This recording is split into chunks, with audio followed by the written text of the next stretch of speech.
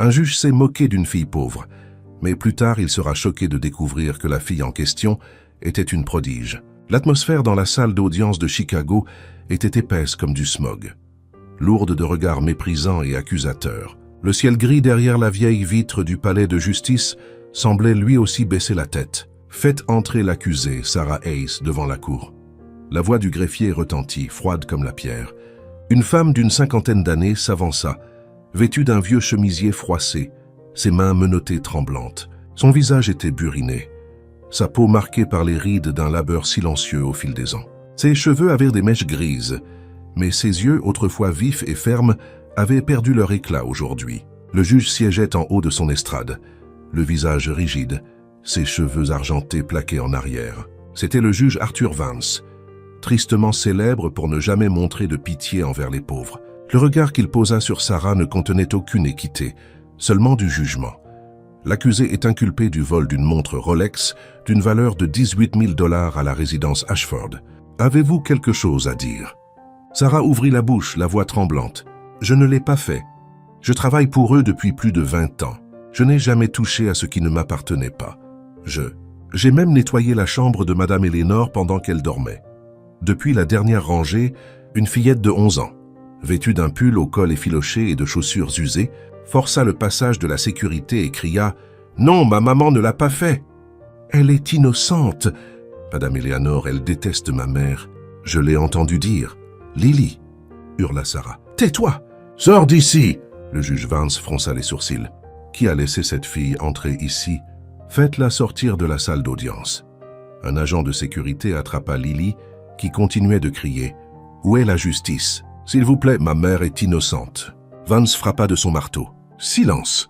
Silence dans la salle. Toute autre personne qui perturbera l'audience sera accusée d'outrage à la cour. » Un homme en costume gris, l'avocat du plaignant, Daniel Peterson, se leva avec une expression de fausse tristesse. « Votre honneur, la famille Ashford a fait confiance à l'accusé pendant des années. Mais cette confiance a été trahie. Le fait est que la Rolex a été retrouvée dans la poche du manteau de Madame Hayes. C'est indéniable. » Sarah s'écria au bord de la crise de nerfs. « Ce n'était pas le manteau que je portais ce jour-là. Quelqu'un a dû la placer là. »« Je répète, » l'interrompit Vance en se penchant en avant, « vous n'avez pas d'avocat officiel. Vous avez choisi de vous représenter vous-même, n'est-ce pas ?» Sarah hocha la tête, les yeux baissés. Une autre voix s'éleva du public. « Sarah est une bonne personne. Elle a un jour sauvé mon enfant, qui mourait de fièvre. S'il vous plaît, enquêtez plus attentivement. » C'était Madame Emily Davis, une ancienne voisine de Sarah. Les agents l'escortèrent immédiatement à l'extérieur. Vance jeta un coup d'œil à l'horloge. La cour en a assez entendu. Derrière la porte de la salle, Lily, en larmes, regardait sa mère être emmenée comme une criminelle. Elle regarda autour d'elle. Les gens détournèrent le regard. Personne n'osait parler. « Nous allons maintenant rendre le verdict. » Vance frappa de son marteau. Moins de 10 minutes plus tard, il revint, n'accordant pas un seul regard à Sarah. Sarah Hayes est condamnée à 2 ans de prison pour vol d'un bien de grande valeur. La séance est levée. Lily s'écria. « Non, n'avez-vous pas besoin de preuves? Et les empreintes digitales? Et les images des caméras ?»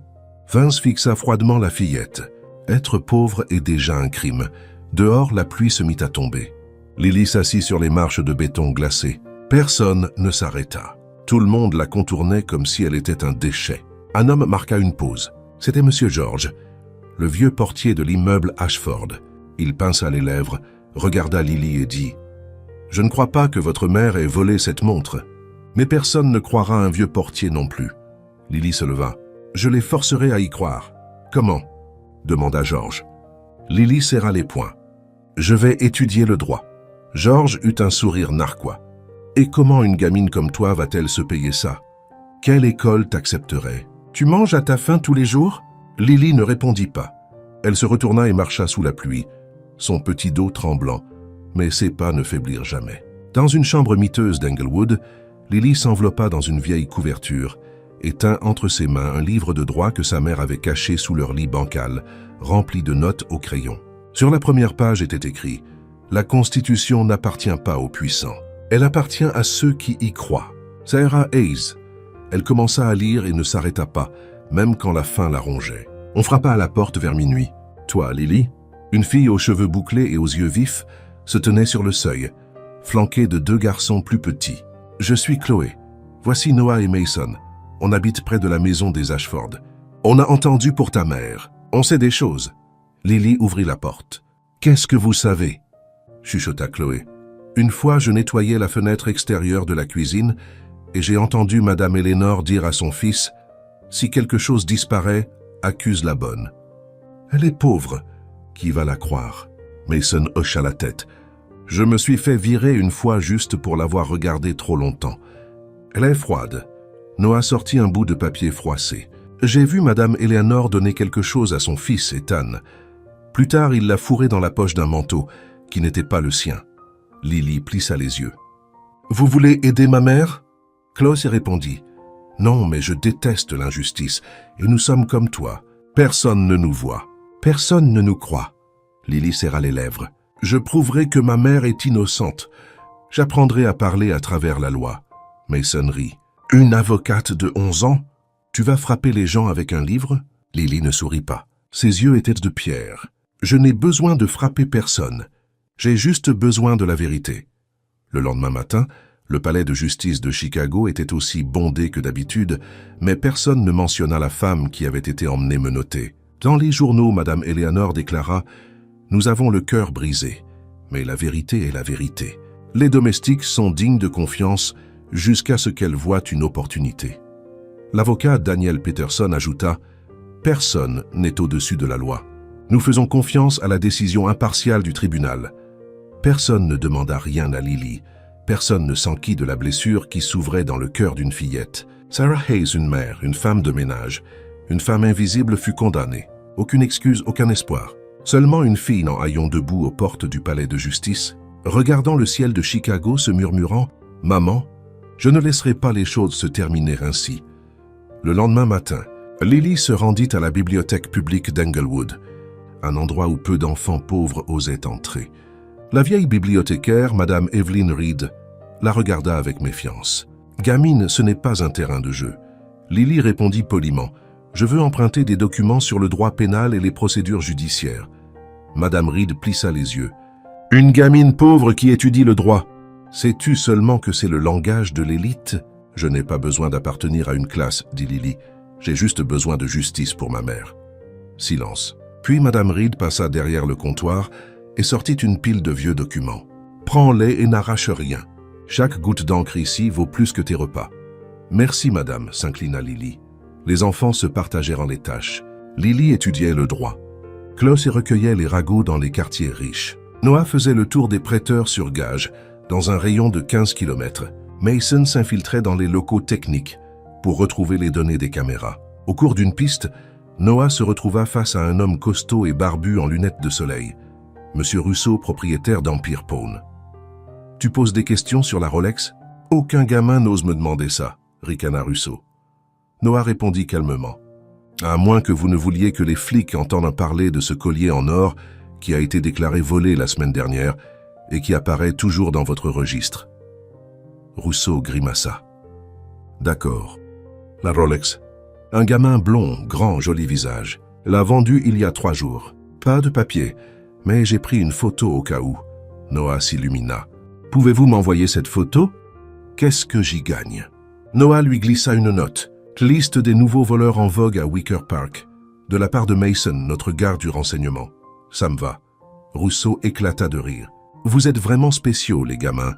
Tiens, prends-la et sois prudent. » Pendant ce temps, de l'autre côté de la ville, Chloé s'infiltra à Alinea, le restaurant où Madame Eleanor déjeunait avec ses amis riches. Elle se déguisa en nouvelle serveuse et se cacha derrière un rideau dans une salle à manger privée. « J'ai tout nettoyé, » retentit la voix d'Eleanor. « Cette petite bonne, elle doit pleurer en prison maintenant. Le cadeau d'anniversaire d'Ethan. Considérez ça comme réglé, n'est-ce pas? » Une autre femme rit. « Tu es si maligne. Je devrais essayer ça avec mon propre personnel. » Chloé enregistra tout, le cœur battant. Lily était assise à son bureau, écrivant chaque clause juridique une par une. Ses yeux étaient cernés de noir et ses doigts pleins d'ampoules à force d'écrire, mais son regard était plus brillant que jamais. Mason entra. Dernière nouvelle. Les caméras de sécurité de la maison Ashford ont été effacées à distance via Internet, mais je pense pouvoir les récupérer. Lily leva les yeux. Tu es sûr? Aussi sûr que ma mère quand elle gagne au loto. Mais ça prendra du temps. Lily hocha la tête. Fais-le. Une semaine plus tard, ils se réunirent tous dans la chambre louée. Sur la table se trouvait l'enregistrement audio de la menace d'Eleanor, une photo d'Ethan vendant la montre chez un prêteur sur gage, un enregistrement de la conversation au restaurant et un clip partiellement récupéré des images de la caméra de sécurité. Lily frappa la paume de sa main sur la table. Ce n'est toujours pas suffisant. Chloé soupira. Que veux-tu de plus? On a presque tout. Lily serra les dents. Nous n'avons pas de requête en révision. Personne n'a encore accepté de nous écouter. Mason s'assit. Alors qu'est-ce que tu vas faire? Lily se leva. Je vais déposer une requête pour une audience de présentation des preuves. Je vais la rédiger comme une étudiante en 3e année de droit. Je citerai chaque statut, chaque clause. Les yeux de Noah s'écarquillèrent. Es-tu folle? Lily répondit, les yeux brûlants. Non, je suis juste une fille qui refuse de se taire. La requête fut écrite en une nuit. Lily passa 3 jours à perfectionner chaque mot. Elle demanda à M. George, le vieux portier, de la relire. George expira après l'avoir lue. « Gamine, tu écris comme une vraie étudiante en droit. » Mais Vance ne laissera pas passer ça. Lily dit simplement « Je n'ai pas besoin qu'il soit d'accord. J'ai juste besoin qu'il écoute. » Le lundi matin, Lily entra dans le palais de justice, tenant la requête, tamponnée et acceptée par le greffier. Elle avait tout déposé correctement et à temps. Le greffier demanda « Qu'est-ce que vous soumettez ?» Lily répondit « Une demande d'audience de présentation des preuves avec une documentation complète. Vous pensez que quelqu'un va lire ça? C'est une blague. » Lily ne s'y a pas. Non, c'est la loi. Et la loi n'est pas une blague. Le juge Arthur Vance était assis dans son bureau recevant le dossier du greffier. Il fronça les sourcils en voyant le nom du déposant. Encore cette gamine pauvre. Il feuilleta quelques pages, ses yeux ralentissant. Chaque citation était exacte, chaque argument bien structuré. Cela ne pouvait pas être rejeté facilement. Il hocha la tête. Très bien. Dans 10 jours, une audience de présentation des preuves exceptionnelles. Voyons ce que cette fille pense faire. Lily sortit du palais de justice, leva les yeux vers le ciel de Chicago et murmura « Maman, je les ai forcés à écouter. » Dans le quartier des manoirs de Gold Coast, tout était baigné d'eau de rose et de mensonges. Ce matin-là, devant la résidence Ashford, une marée de caméras, de microphones et de journalistes se pressaient à la grille comme des champignons après la pluie. Une bannière était déjà installée. La famille Ashford, victime d'une trahison.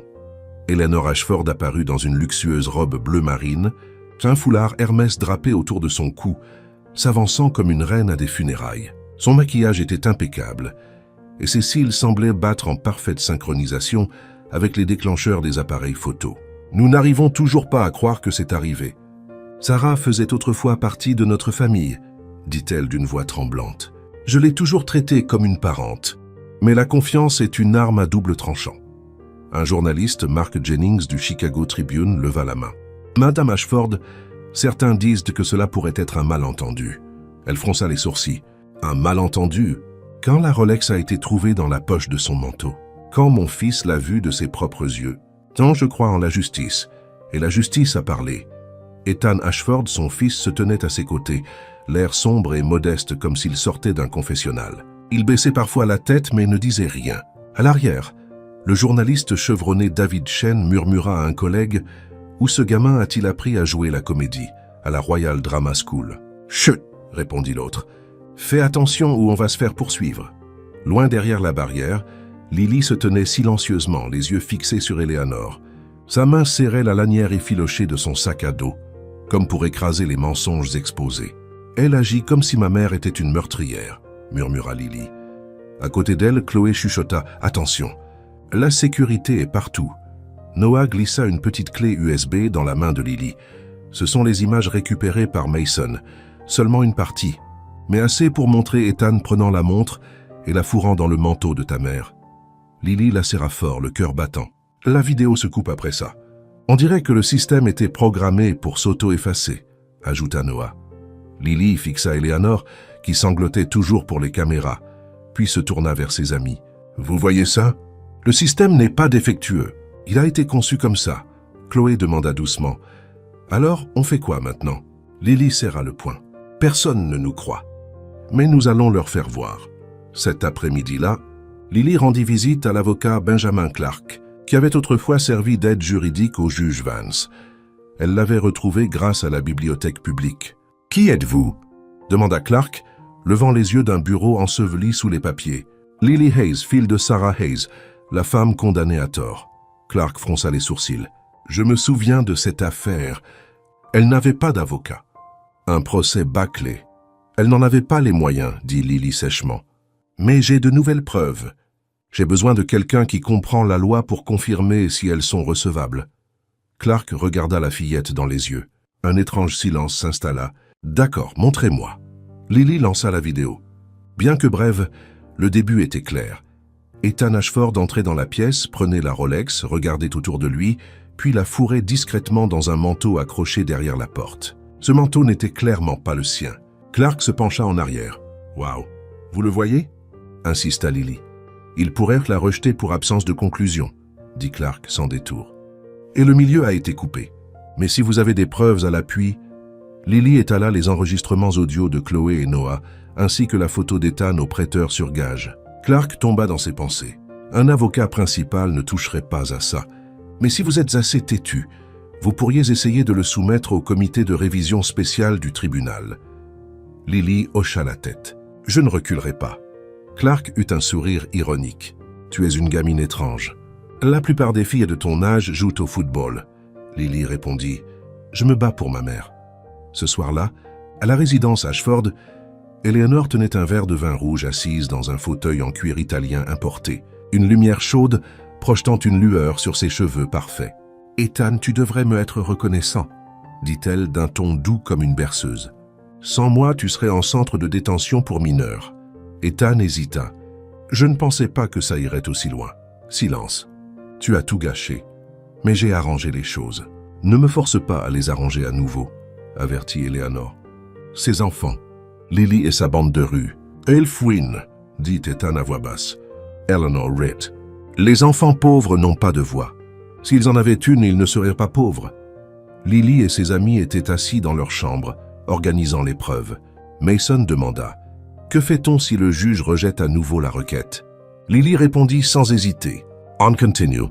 Ce système ne tombera pas d'un seul coup.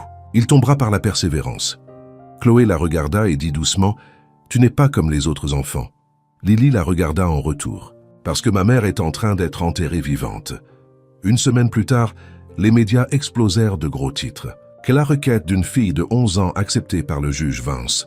Audience exceptionnelle prévue vendredi prochain. Eleanor pâlit en l'apprenant. Dans la salle de réunion familiale, elle frappa la table. « Bande d'idiots. Qui a laissé cette fille soumettre une requête acceptée ?» L'avocat Daniel Peterson balbutia. « Nous pensions qu'elle serait rejetée immédiatement. » Eleanor hurla. « Préparez-vous. Si tout sort, je jure que je n'irai pas en prison pour vos erreurs. » Cette nuit-là, Lily monta seule sur le toit, regardant les lumières scintillantes de Chicago. Elle sortit la lettre que sa mère avait écrite de prison.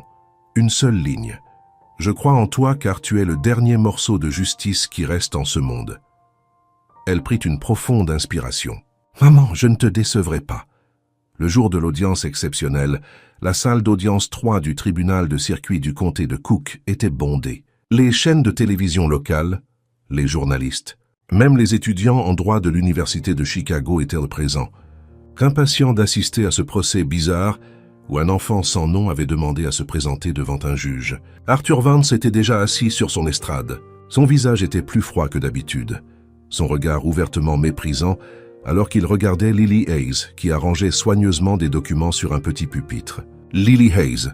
La voix de Vance retentit, sévère. « Vous avez 10 minutes. Je vous couperai si vous vous éloignez du sujet. » « Merci, votre honneur, » répondit Lily, sa voix étonnamment stable. Quelques rires étouffés vinrent de Daniel Peterson et de l'équipe du plaignant. Une gamine lisant le droit sur du papier froissé. Vance tapa légèrement de son marteau. « Silence. » Que la jeune avocate commence. Lily leva la tête, ses yeux brillants comme de l'acier.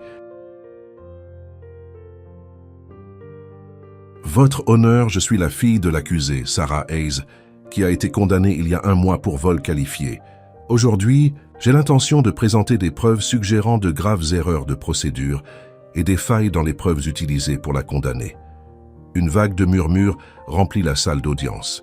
Une étudiante en droit chuchota à son amie. Elle cite des articles de loi comme une étudiante de 3e année. Lily continua. Selon l'article 11.1 du Code de procédure pénale, toutes les preuves doivent être évaluées objectivement et sans influence indue. Cependant, lors du procès de ma mère, il n'y a eu aucune analyse d'empreinte digitale sur l'objet prétendument volé, et les images de surveillance ont été signalées comme une défaillance technique sans vérification par un tiers. Vance haussa un sourcil. Lily sortit une clé USB et la tendit au greffier. « Je demande la permission de diffuser un segment vidéo récupéré du système de surveillance supprimé de la famille Ashford. » Sur l'écran, Ethan Ashford apparut, entrant dans une pièce, jetant un coup d'œil autour de lui, ramassant la Rolex et la plaçant dans un manteau accroché derrière la porte. Le manteau appartenait à Sarah. Les murmures se transformèrent en halètements audibles. Lily continua. La vidéo ne dure que 14 secondes, car le reste a été intentionnellement supprimé. Mais si le tribunal le souhaite, notre équipe technique peut démontrer que les données ont été manipulées à distance. Vance l'interrompit. Vous venez de dire « équipe technique ». Menez-vous une enquête depuis un appartement en sous-sol? Un éclat de rire retentit dans la salle. Lily ne broncha pas. « Oui, monsieur. Depuis un sous-sol, mais avec la loi et la vérité. » Daniel Peterson ricana. « Je n'ai jamais vu quelqu'un d'aussi pitoyablement arrogant. » Lily se tourna vers lui. « Et vous êtes un avocat qui rit de la souffrance des innocents. » Vance frappa de son marteau. « Je ne permettrai pas d'insultes envers les représentants légaux. » Lily baissa la tête. « Mes excuses, mais je ne permettrai pas non plus que la vérité soit enterrée dans le silence. » Un étudiant en droit leva la main. « Votre honneur, elle défend l'esprit de la loi. » Vance le pointa du doigt brusquement. « Parlez encore et vous serez expulsé de la salle d'audience. » La jeune avocate Jessica Lane, assise à côté de Peterson, chuchota. « Nous devrions revérifier ces images. » Peterson grimaça. « Tais-toi, c'est juste une gamine. Ne remets pas en question une affaire que nous avons déjà gagnée. » Lily présenta ensuite un clip audio d'Eleanor disant « Si tu ne nettoies pas toutes les traces, Madame Hayes ne survivra pas en prison. » Un journaliste laissa échapper « Oh mon Dieu !» Vance fronça les sourcils. « Cette preuve n'a pas été vérifiée. Elle est irrecevable. » Lily leva la main. « Votre honneur, j'ai une vérification acoustique d'un expert, le docteur Logan Harris, dont la signature figure sur le formulaire de demande. J'ai joint la lettre de confirmation. » Vance la feuilleta, les lèvres serrées. La salle devint complètement silencieuse. « Nous allons examiner, » marmonna-t-il entre ses dents. « Cette audience est temporairement suspendue pour vérification des preuves. » Avant que Lily ne puisse dire autre chose, Vance se leva et sortit. Dans le couloir, Jessica Lane rattrapa Lily. « Lily ?» Elle se retourna. « Qui êtes-vous » Jessica, assistante juridique de M. Peterson. « Écoutez, je pense que vous avez raison. J'ai revu les images. Elles sont réelles. Mais si je dis quelque chose, je perdrai mon emploi. » Lily resta silencieuse un moment, puis dit « Alors vous choisissez le silence. » Jessica la regarda. « Je réfléchis encore. » Lily hocha la tête. « Vous n'avez pas beaucoup de temps. » 1 heure plus tard, dans un petit café d'Englewood, Lily était assise avec ses amis. Personne ne disait un mot. Chloé soupira. « Tu as fait tout ce que tu pouvais. » Lily posa sa tête sur la table. « Non, je n'ai pas gagné. » Noah posa une main sur son épaule. « Mais au moins, la salle d'audience t'a entendu. » Mason marmonna. « J'ai entendu Vance dire au greffier qu'il allait la rejeter. Il a dit que les preuves n'étaient pas légalement complètes. » Lily frappa sa main sur la table. « Il a décidé ça avant même que l'audience ne commence. » Chloé la regarda tranquillement. « Alors, tu abandonnes ?» La fillette leva la tête, les yeux injectés de sang. « Non, je trouverai un autre moyen. » Dans son bureau privé, Arthur Vance était assis en face de l'avocat Daniel Peterson. Cette affaire devient un problème. Peterson versa du vin rouge. « Cette gamine n'est qu'un feu de paille médiatique. Donnez-lui un jour, ça s'estompera. » Vance hocha la tête. « Alors faites-le s'estomper plus vite. Je ne laisserai pas une gamine ruiner ma carrière. » Cette nuit-là, Lily retourna à l'appartement et s'assit à son bureau. Sur le mur, il y avait une photo de sa mère, Sarah, souriant dans sa jeunesse. Elle fixa la photo et murmura « Maman, ils ne veulent pas écouter. Mais je ne me tairai pas. Si je ne peux pas gagner au tribunal, je gagnerai dans le cœur des gens. » Elle prit son stylo et commença à rédiger un nouveau plan. Cette fois non seulement juridique, mais public, les médias, les gens, les réseaux sociaux. La vérité devait être vue depuis chaque ombre. Chicago ne dort jamais. Mais ce qui s'éveille dans l'obscurité, ce ne sont pas les lumières. Ce sont les conspirations, les murmures et les âmes qui se lèvent pour la justice. Lily épingla un plan de la résidence Ashford au mur. En dessous, elle disposa la clé USB, les photos et les clips audio en rangée. La petite pièce était devenue une salle de guerre. « Nous manquons de temps », dit Lily, ses yeux balayant ses amis. « Si nous voulons sauver ma mère, nous devons frapper maintenant. » Noah était assis en tailleur, la tête penchée. « Que veux-tu faire ? Nous ne sommes que des enfants. Comment pouvons-nous frapper les puissants ? Nous sommes la vérité, » répondit Lily. « Et la vérité n'a pas besoin de pouvoir. Elle a seulement besoin d'une chance d'être vue. » Mason, mâchant la dernière bouchée d'un vieux sandwich, s'essuya les mains sur son pantalon. « J'ai découvert que le système de caméra de la maison Ashford est géré par une société de réseau appelée Centricam. Ils ont un bureau satellite à Evanston. On pourrait récupérer les images originales si on y accède. » Chloé frappa sur la table. « J'ai du nouveau. Quelqu'un de chez Tiffany & Co. a dit qu'Ethan a essayé de vendre la Rolex là-bas mais a été refusé. Pas de papier. Le nom du gars est Kevin Miller. J'ai fixé un rendez-vous. » Lily hocha la tête. « Bien, tu y vas avec Noah. Apportez les enregistrements et les photos. Mason, peux-tu pirater le système ?» Mason eut un sourire narquois. « Pas pirater, juste emprunter les identifiants d'accès pendant environ 30 minutes. » Chloé gloussa. 30 minutes sans se faire prendre, c'est une vie pour nous. Lily sortit une requête manuscrite tamponnée provisoirement par le bureau administratif d'Englewood. C'est une pétition légale. Je l'ai écrite comme une étudiante de 3e année. Demain matin, nous la soumettons avec toutes les preuves pour l'audience de présentation exceptionnelle que le juge Vance a approuvée. Noah demanda « Tu penses vraiment qu'il écoutera ?» Lily baissa les yeux vers la table. « Non, mais il sera forcé d'être témoin. » Vers minuit, Mason enfila un sweat à capuche noire et se glissa derrière la clôture de sécurité de Centricam. Il se dirigea directement vers la porte arrière, où une grille de ventilation avait été enlevée la veille. Dans la salle des serveurs, des lumières clignotantes emplissaient l'air. Mason chuchota dans son casque « Lily, je suis dedans. » Lily répondit « Trouve le flux du salon des Ashford. Du 12 du mois dernier, entre 15h30 et 16h ans. » « Compris ?» tapa rapidement Mason. « Le voilà. Une partie n'a pas été écrasée, mais j'ai besoin d'un code d'accès de haut niveau. » Lily marqua une pause. « Tu as toujours cette carte d'identité technique de Monsieur Carlos, le type que ma mère a aidé à réparer un ordinateur ?»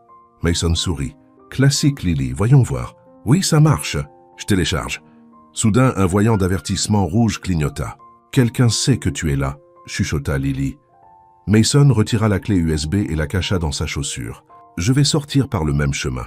Si je ne suis pas de retour dans 10 minutes, diffusez tout. »« Non, » serra les dents Lily, « tu reviendras. » Au même moment, dans un petit café près de Millennium Park, Chloé et Noah rencontraient Kevin Miller, un employé de bijouterie. Kevin, vêtu d'un pull à col roulé, avait l'air nerveux. « Vous les enfants, vous ne devriez pas être mêlés à ça. » Noah posa une photo d'Ethan Ashford tenant la Rolex sur la table, à côté de la photo de la caméra du magasin. « Avez-vous vu ce type ?» Kevin la regarda et hocha la tête. « Ce type est venu il y a 3 jours, a essayé de la vendre. J'ai trouvé ça suspect, j'ai demandé des documents. Il est parti. » Chloé brandit un enregistreur. « Êtes-vous prêt à confirmer cela ?» Kevin jeta un coup d'œil autour de lui, baissant la voix. « Je ne suis qu'un employé. Si je parle, je perds mon emploi. » Noah dit doucement. « Vous perdrez plus si la justice n'existe pas. Nous essayons de sauver une innocente. » Un moment de silence. Puis Kevin soupira. « D'accord, enregistré. » Mason retourna à l'appartement avec une grande déchirure dans sa chemise. « On m'a poursuivi, mais j'ai réussi. » Lily le serra fort dans ses bras. « Bien joué. Nous avons tout ce dont nous avons besoin. » Elle inséra la clé USB dans l'ordinateur. La vidéo se lança. Cette fois, elle était claire et continue. Ethan prenait furtivement la montre, la glissait dans le manteau de Sarah, puis faisait un signe en direction du système de sécurité. Il n'y avait aucune confusion, seulement du calcul. Lily murmura « C'est la condamnation d'un mensonge. » Le lendemain matin, au palais de justice de Chicago, une fois de plus, Lily franchit les immenses portes d'entrée. Cette fois, non pas comme une enfant en deuil, mais comme quelqu'un portant la vérité. Dans le couloir, l'avocat Daniel Peterson l'aperçut et secoua légèrement la tête. « De retour à jouer l'enfant héroïne. » Lily répondit. « Pas une héroïne, juste une fille. L'avocate Jessica Lane s'approcha, regarda Lily un instant, puis dit « Je serai dans le public.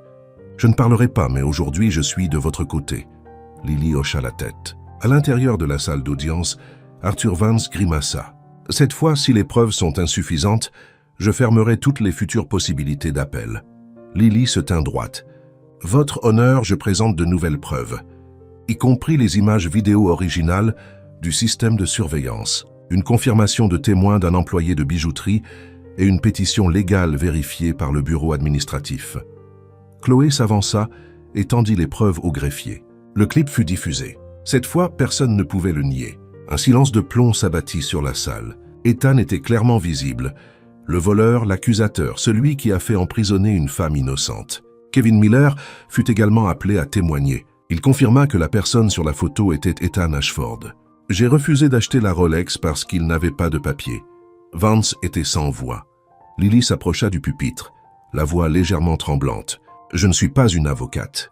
Je ne porte pas de robe, mais j'ai la vérité. J'ai des amis et j'ai la foi. Je ne peux pas rester sans rien faire pendant que ma mère est faussement accusée, pendant que ce système choisit de protéger les riches et de piétiner les pauvres. Je sais que nous n'avons pas de pouvoir, mais nous avons de la persévérance. » Elle leva la main et pointa l'image d'Eleanor Ashford pleurant à la télévision. « Elle joue la comédie. Mais ma mère, elle pleure dans une cellule où personne ne la voit. » La salle d'audience était silencieuse. Puis un journaliste murmura « Notez chaque mot. » Une avocate âgée hocha la tête depuis le fond. « Cet enfant n'est plus seulement un enfant. » Vance frappa de son marteau. « La cour se retire.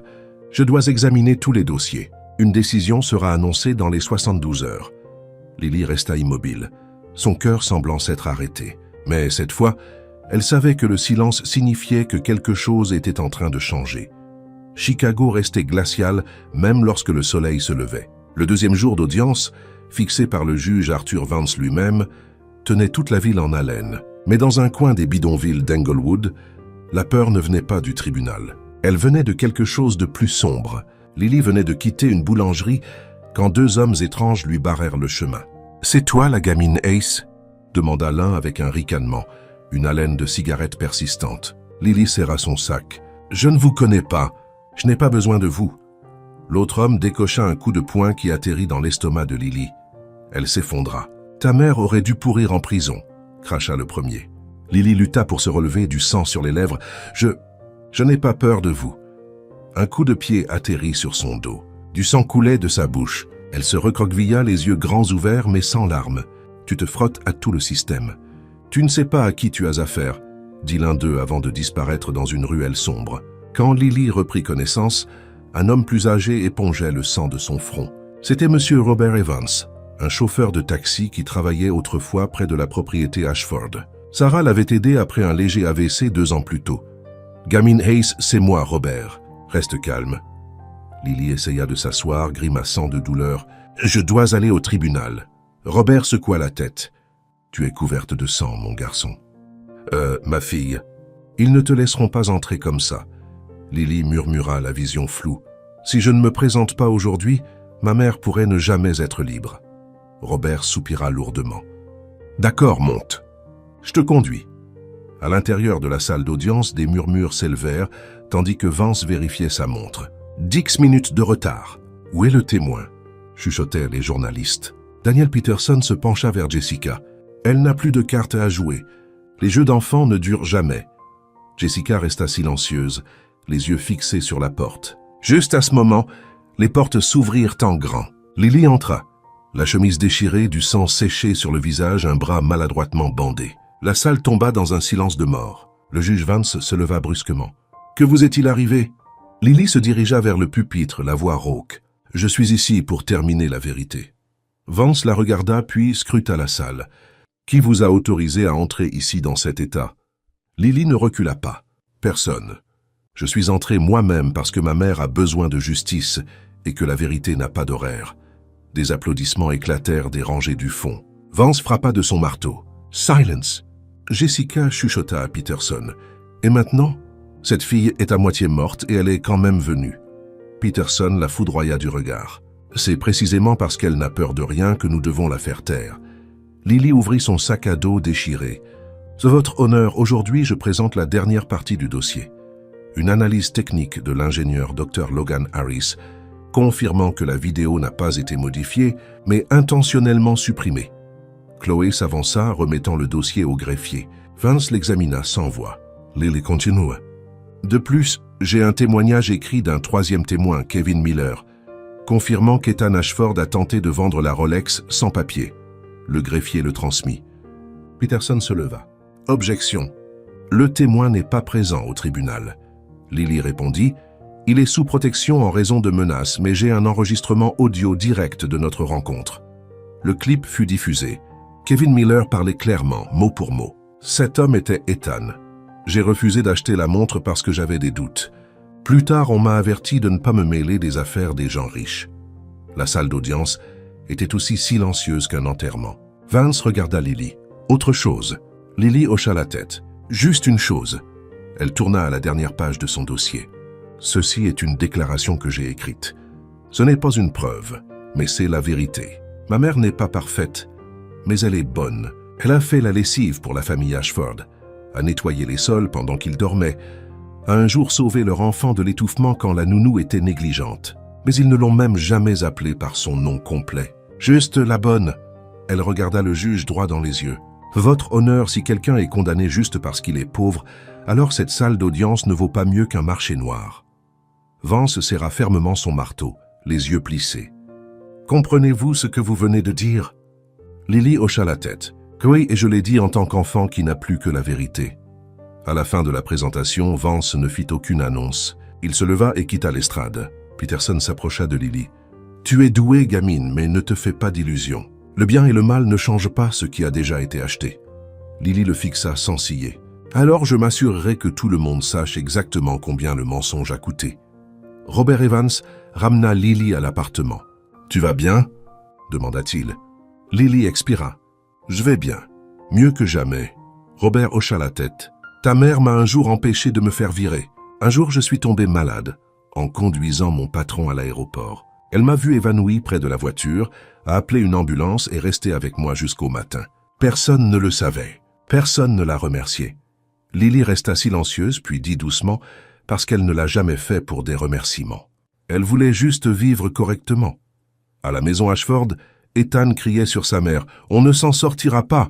Eleanor jeta son verre de vin par terre. « Tais-toi! Je ne t'ai pas élevé pour que tu sois aussi pathétique !» Ethan s'effondra dans le fauteuil. « Cette gamine, c'est un monstre. Elle n'abandonne pas. Elle nous traîne dans la lumière. » Eleanor serra les dents. « Si le tribunal ne nous condamne pas, la presse le fera. Si la presse ne le fait pas, le public le fera. Mais souviens-toi de ceci. Un témoignage de plus et tu meurs avant moi. » Ce soir-là, le groupe était assis sur le toit de leur immeuble, contemplant la ville scintillante. Mason dit « Tu es folle, mais d'une belle folie. » Noah leva une bouteille d'eau, à la survie. Chloé regarda Lily. « Tu as tout fait avec ton propre sang. » Lily sourit simplement. « J'ai juste fait ce qui était juste et je n'ai pas encore fini. 3 jours. » C'était le temps que le juge Arthur Vance avait demandé pour réévaluer l'affaire objectivement. Et c'était aussi les 3 jours les plus longs de la vie de Lily. Elle ne dormait pas. Elle mangeait à peine. Mais chaque jour, elle se tenait devant le palais de justice, regardant le bâtiment de pierre grise comme si elle le défiait en silence. Chloé s'assit à côté d'elle, lui tendant une petite pâtisserie. « Mange quelque chose. Tu vas te transformer en fantôme. » Lily esquissa un faible sourire. « Je mangerai après le verdict. » Noah vérifia son téléphone. Plus que 40 minutes. Mason arriva, les cheveux en désordre. Il paraît que beaucoup de médias viennent. Même le Washington Post et CNN. Lily hocha la tête. Aujourd'hui, ce n'est pas juste une audience. Aujourd'hui, c'est le jour où ils ne pourront plus détourner le regard. La salle d'audience 3 était bondée. Les mêmes personnes qui s'étaient autrefois moquées de Lily étaient maintenant assises en silence. Les journalistes avaient leurs caméras prêtes. Sur les réseaux sociaux, le hashtag #Justice for Sarah était en tendance. Sarah Hayes, les cheveux maintenant plus gris, le visage creusé par les nuits au centre de détention, fut amenée au tribunal en combinaison de prisonnière, mais ses yeux brillaient toujours en voyant Lily. « Maman », murmura Lily. Sarah passa la main à travers les barreaux pour toucher doucement l'épaule de sa fille. « Je suis fière de toi. Arthur Vance entra dans la salle. Pas d'applaudissements, pas de réaction. L'atmosphère était aussi immobile que la mort. Après avoir examiné toutes les nouvelles preuves, commença-t-il lentement, le tribunal conclut que l'accusée, Sarah Hayes, n'a pas commis de vol et a été accusée à tort sur la base de preuves falsifiées. La salle resta silencieuse, comme si personne ne pouvait croire ce qu'il venait d'entendre. La montre s'est avérée porter des empreintes correspondant à Ethan Ashford. La vidéo récupérée montre une mise en place délibérée de preuves. Le témoin Kevin Miller a confirmé qu'Ethan a tenté de vendre la Rolex. Enfin, un expert indépendant a vérifié l'interférence du système. Vance prit une inspiration et parla comme s'il se libérait d'un poids. L'accusée, Sarah Hayes, doit être libérée immédiatement. Le tribunal ordonne une enquête criminelle sur Eleanor Ashford et son fils Ethan Ashford pour diffamation, falsification de preuves et fraude à l'assurance. La salle explosa comme un pétard bien tassé. Applaudissements, cris, sanglots étouffés. Lily ne bougea pas. Elle regardait simplement sa mère. Sarah murmura à travers ses larmes. « Tu l'as fait. » Un journaliste se précipita, tendant un micro à Lily. « Comment vous sentez-vous en ce moment ?» Lily se retourna. Son visage était encore enflé par les ecchymoses, mais sa voix était claire. « J'ai étudié le droit parce que personne ne défend les pauvres. Si la loi n'est pas pour tout le monde, alors ce n'est plus la loi. » Les applaudissements éclatèrent à nouveau. Un vieil avocat se leva, les yeux embués. « Félicitations. » Au fond, Eleanor était emmenée dans sa robe coûteuse. Elle se débattait, hurlant. « Je suis la victime. Ces déchets veulent juste de l'argent. Ils ne sont même pas humains. » Ethan ne dit rien. Son visage était pâle comme une statue de marbre. En passant devant Lily, il s'arrêta brièvement. « Je ne pensais pas que tu y arriverais. » Lily répondit simplement « Je ne l'ai pas fait seule. » Luc baissa la tête et fut emmené en silence. Devant le palais de justice, des centaines de personnes s'étaient rassemblées. Quand Sarah sortit, la lumière du soleil frappa son visage, et elle ressemblait à quelqu'un qui venait de sortir d'un puits profond. Une femme plus âgée sortit de la foule. C'était Madame Evelyn Reed, la bibliothécaire. « Madame Hayes, j'ai un jour douté de votre fille. Je suis désolé. » Sarah lui prit la main et hocha la tête. « Ce n'est rien. Nous avons tous peur de ce que nous ne comprenons pas. » Lily et ses amis se tenaient à ses côtés. Noah fit un signe de la main. Mason rayonnait. Chloé serra fort Lily dans ses bras. « On a gagné !» Lily répondit. « Non, nous ne faisons que commencer. » Ce soir-là, dans le segment d'information spéciale de CNN, un documentaire récapitula toute l'affaire, du premier procès injuste aux objections d'une pauvre fillette de 11 ans jusqu'à la victoire finale. Le présentateur dit « Peut-être que dans une société où la vérité est souvent enfouie sous la richesse, nous avons besoin d'enfants comme Lily pour nous rappeler que la justice n'appartient pas à une classe. Elle appartient au cœur qui refuse d'abandonner. » Dans le petit appartement, Sarah était assise sur le lit.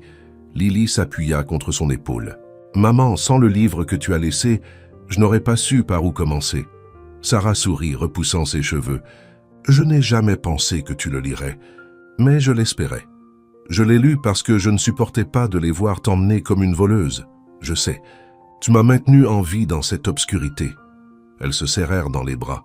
Plus de mots. Seulement le silence, pour la première fois, un silence paisible.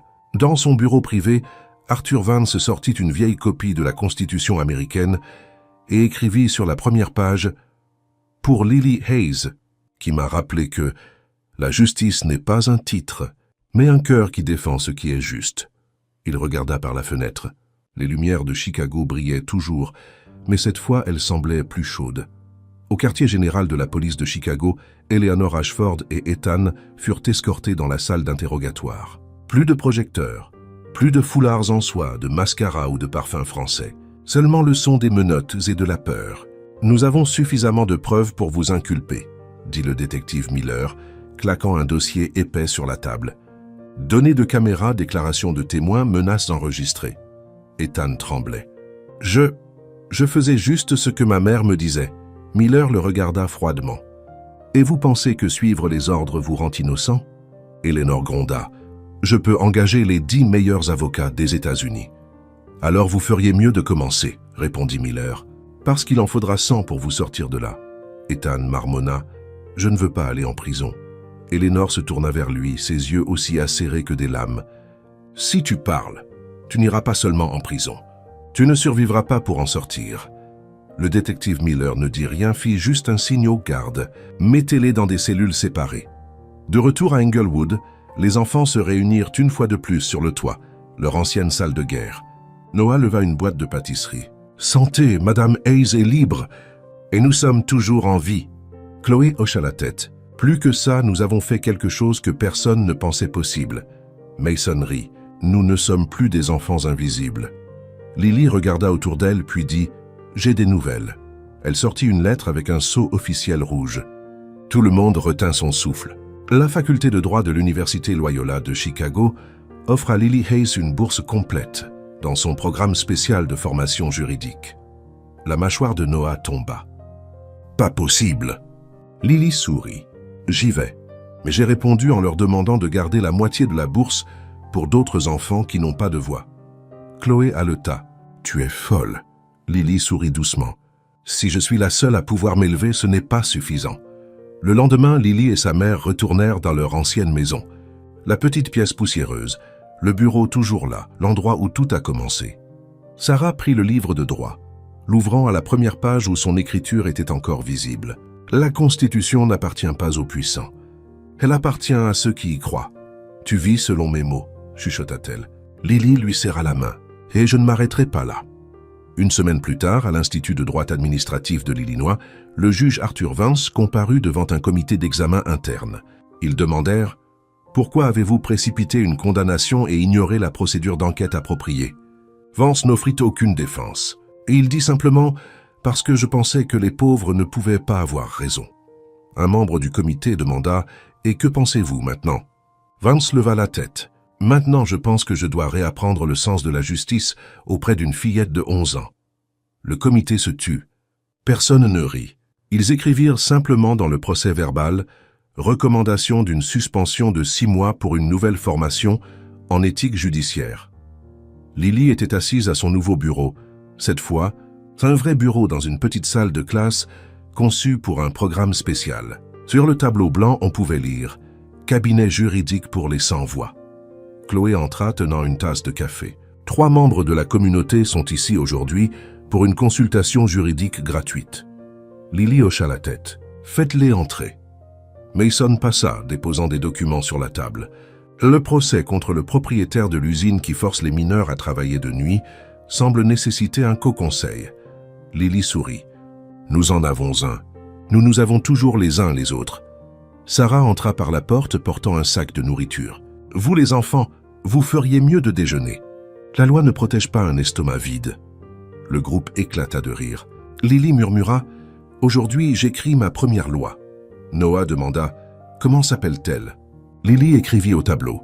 Article 1. Personne n'est invisible devant la justice. L'histoire de Lily Hayes est un témoignage puissant que la justice n'appartient pas seulement aux riches, mais à quiconque a le courage de défendre la vérité. La plus grande leçon est la suivante. Peu importe à quel point quelqu'un est petit, pauvre ou méprisé, il peut toujours changer le monde s'il n'abandonne pas sa croyance en ce qui est juste. La connaissance, le courage et l'amitié peuvent démanteler même les systèmes les plus injustes. Et plus important encore, la justice ne vient pas d'elle-même. Elle a besoin de défenseurs. Et parfois, le plus fort d'entre eux n'est qu'un enfant.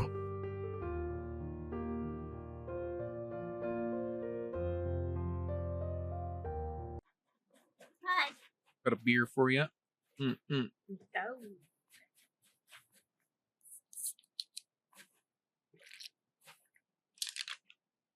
This would be so much fun, but I'd probably end up breaking something. Probably, knowing you. Yep. I would end up breaking something. Oh, I'm not gonna hit it. No. Yeah, going dead center. I'm hitting ice though. Oh, speed boost. Woo! This is cool.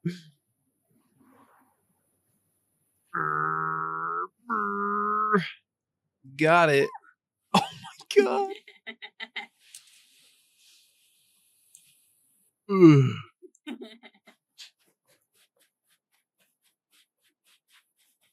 So yeah, I think I might have found out. But I think if we go this way, it's like the other side of that shitty gap. Oh, so if we did somehow get the truck over here, it'd be a little better. Yeah. Probably still not the best, but the spot just sucks. Just a bad spot.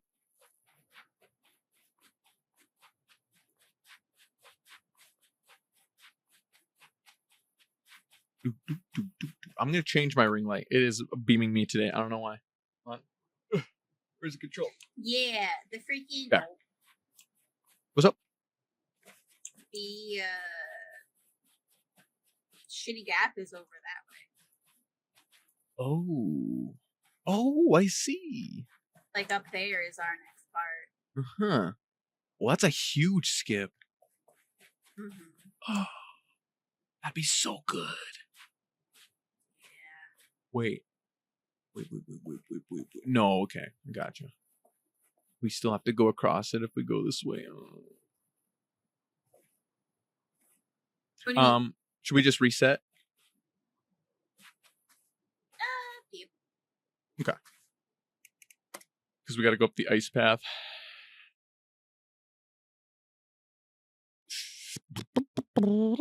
That's a fun area. I like that. I like the tubes. Can you hand me the flare gun? Yeah. Where's that? Oh, right here. But there you are. Mm-hmm.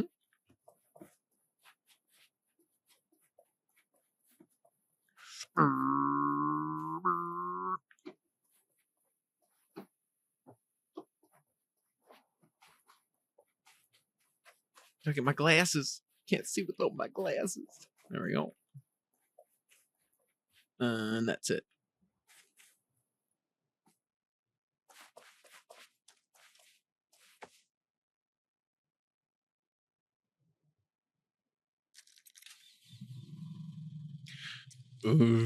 This part's gonna drive me nuts. Okay, I got my coffee. I'm good. Ready. Okie doke. Oh, You turned it off. I turned it off by accident. In your park. No, it just wasn't in in first.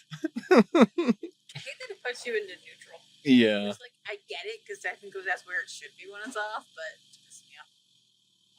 All right, I'm gonna not clip the side. Let's go.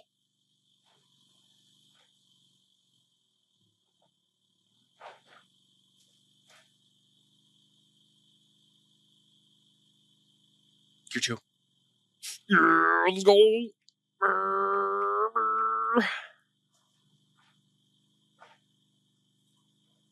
Okay, this time I'm gonna try really hard to not get picked off by a bird. He's my #1 killer right now. Ugh, I wish there was a way to go up and over. It'd be so nice. Now, I bet there is. Probably just like winching to trees, but still. And using poles.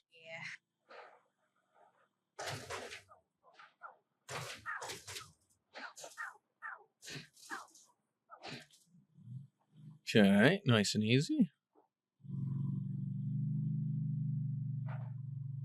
No. Oh. This is what it did last time and it fell off.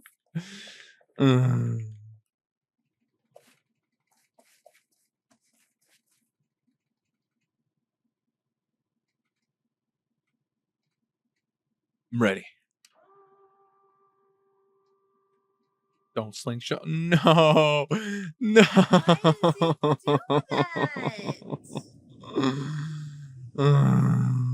Goodbye.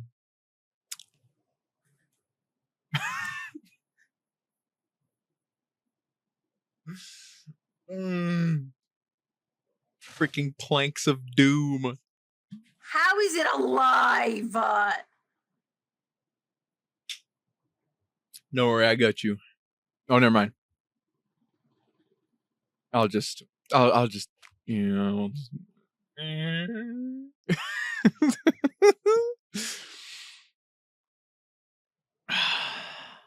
I don't like that part anymore. It's not I'm fun. really at the point I'm so sick and tired of fucking grabbing things here. I bet we'd be fine. Minus the frame. We could probably just hit the frame and that's it. Also the wheel. Oh, yeah, the extra wheel.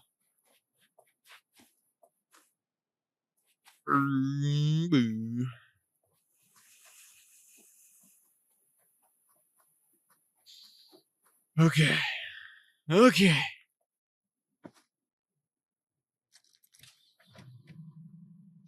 I'm ready.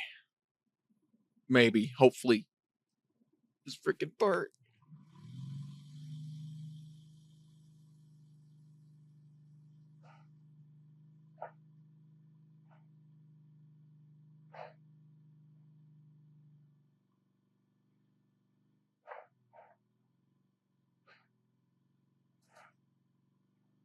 Didn't clip. We're good. We're good. Ooh. Okay. Nice and easy.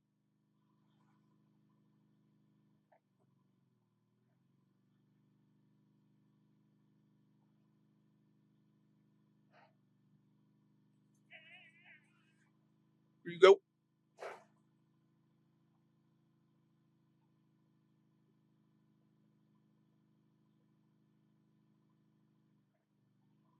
Back to gear 1 and brace for impact.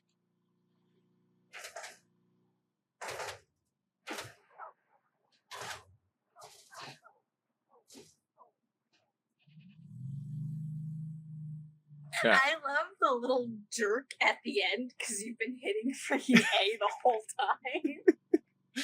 Oh, why? Alright, hold on. Why does it do Hold that? everything. It's gonna flip. It's gonna flip again.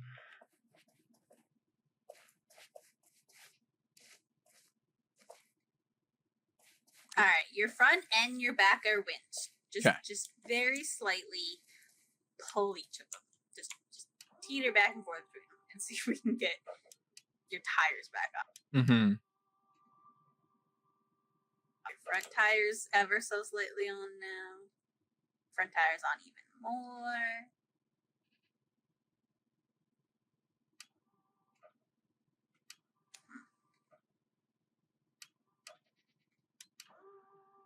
Let me hold on. Hold on. Ooh. It's wobbling.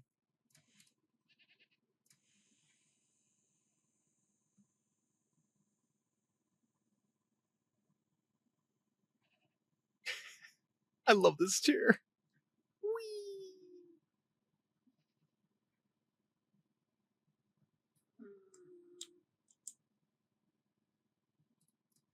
Okay.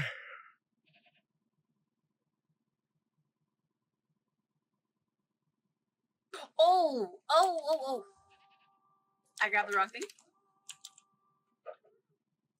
It's good?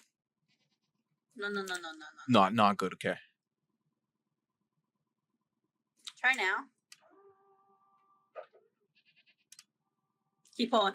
Pull, Skylar, pull. Pull it. Pull again. Pull. It's going.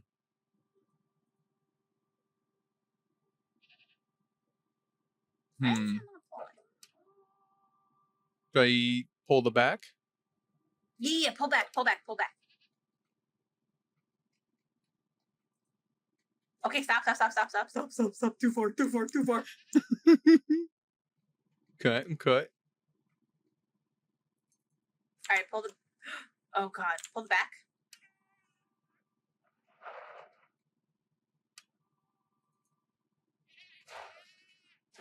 Whoa. Okay. Both your back tires are on. Fuck you, go! No! No, he's gonna kill it. I'm gonna die. Okay. It's scary. It didn't even make a move. I hate these freaking goats. Okay.